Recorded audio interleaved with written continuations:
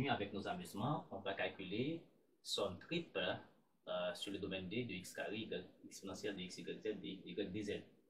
Le domaine D, c'est tout ça.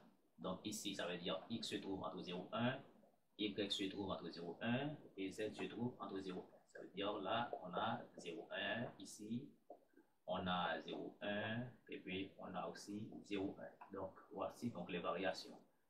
Ok? Et puis ici, voir, juste avant de calculer ce que représente ce domaine, bien, on a un cube assurément. D'accord? Voilà. On a z, on a x et ici on a y. Donc 0, 1, c'est 0.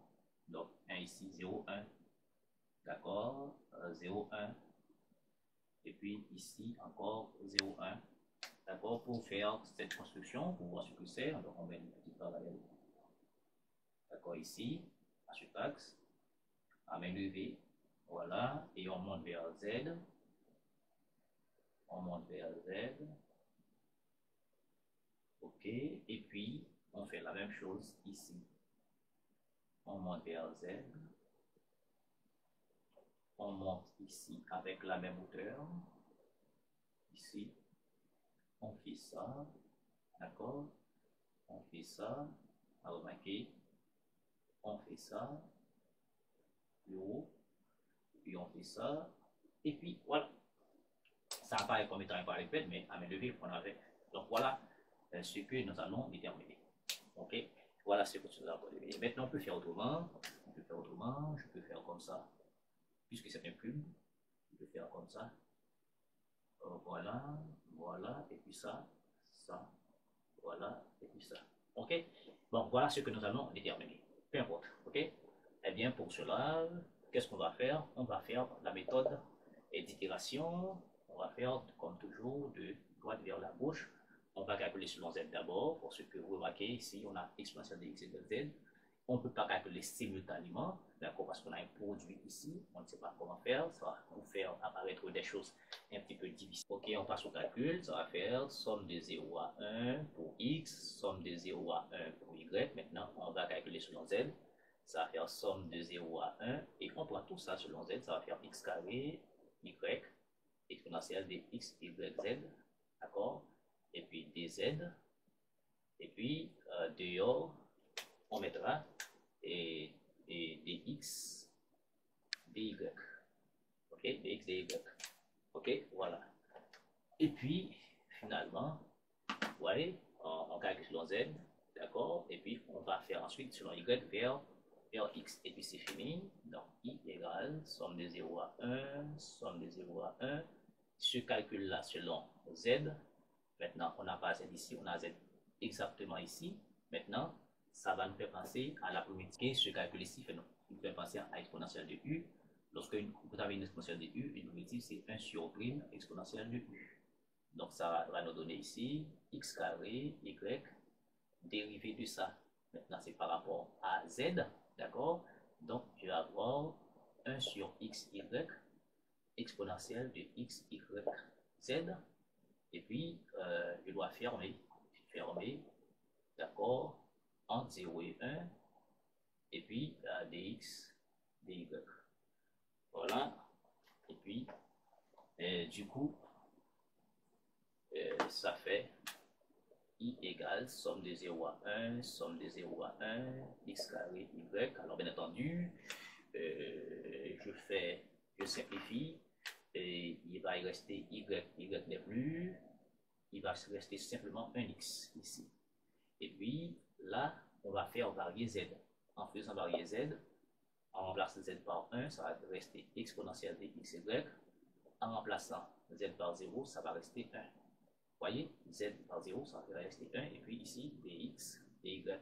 Maintenant, on passe de somme triple à somme double.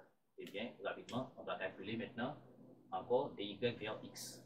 Ok, ça va faire ici i, somme de 0, 1, somme de 0, 1, et puis je fais rentrer ça, ça va nous donner x exponentielle de x, y, moins x, fermé, dx, y. Maintenant, en calculant selon dy vers x, donc ça fait somme de 0, 1, faire au à plat ouvert, somme de 0, 1, la fonction x exponentielle de x, y moins x, et puis ça va rester et dy, et puis fermé, et puis dx. Maintenant, on va calculer son dy, i égale somme de 0, 1, on calcule une primitive maintenant, et puis il va rester dx, une primitive de ça, d'accord, et c'est par rapport à y, c'est par rapport à y, donc x est constante, donc tout ceci là, on est constante, ça va nous donner x par 1 sur x, selon la dérivée de l'expression de u, ça fait 1 sur u', ça va faire 1 sur x, exponentielle de x, y, et puis une dérivée de moins x, ce qu'on doit dériver pour trouver x, c'est moins x, y. Et ça varie ici de 0 à 1 pour y, d'accord? Et puis voilà, on passe de triple à 2, et puis de 2 à 1 est égal, et puis on calcule là rapidement, ça fait i égale, somme de 0 à 1, ça fait, nous simplifions, d'accord, il va rester, et je dirais, exponentielle de xy, exponentielle de xy, moins xy, qui est tout entre 0 et 1, et puis dx, et bien ça fait quoi? Ça fait somme de 0 à 1, ici. Qu'est-ce qui varie? C'est y. Eh bien, on remplace par y par 1, ça va faire exponentielle de x. Y par 1, il va rester moins x. Et puis, moins la bonne inférieure, en remplaçant par 0. En remplaçant par 0, ça va rester 1. Et puis, en remplaçant par 0, ça fait 0. Et puis, ça fait dx. Maintenant, easy, trop easy. Maintenant, on va calculer une primitive de tout ça. Une primitive d'exponentielle de x, ça fait exponentielle de x. Une primitive de moins x, ça va faire ici moins 1 demi x carré. Et puis une primitive de moins 1, ce qu'on doit arriver pour moins 1, c'est moins x. Et puis 0 et 1. Ici. Donc en remplaçant par 1, ça fait e. En remplaçant par 1, ça va faire 1 demi. En remplaçant par 1, ça fait moins 1. Et puis moins la bonne inférieure. Ici, exponentielle des autres, ça fait 1. En remplaçant par 0, ça fait 0. Tout ceci, ça fait 0. Fermé. Donc, i égale moins 1, ça va faire e, moins 1, moins 2, ça va faire moins 5 demi. Moins 5 demi. Donc, i égale à 2e, moins 5 sur 2.